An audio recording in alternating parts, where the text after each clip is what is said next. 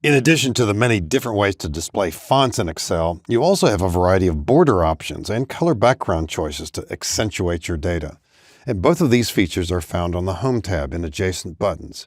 Here's a Borders button right here, and just to the right of it, the Fill Color bucket. I want a border around these cells. They're the only cells within this worksheet that are pure numbers. I want the data to stand out just with a border around it.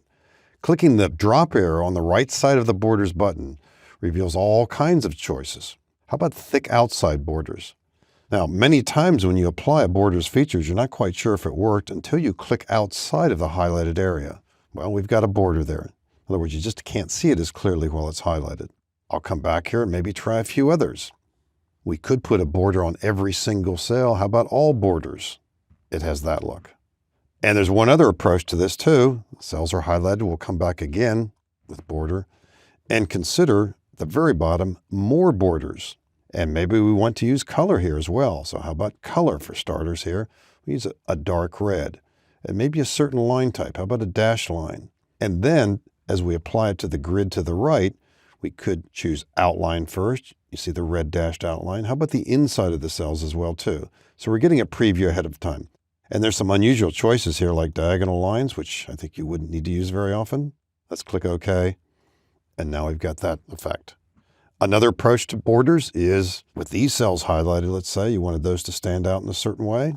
Here's that drop arrow. This time we could draw border. We could draw a border around the perimeter, or you saw the other choice there, draw a border grid.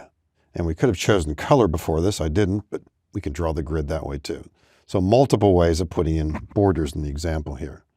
Now, color background's an easy choice, and sometimes people go overboard with this. We might want these cells to stand out in addition to the border or without the border, either way. Here's the Fill Color bucket. If the color that's there that's visible is the one you use, just click the bucket. There it is, it's yellow. If you use another color, you want to be sure that it's fairly light so that the text shows through. That's not so good there, and this is pretty bad.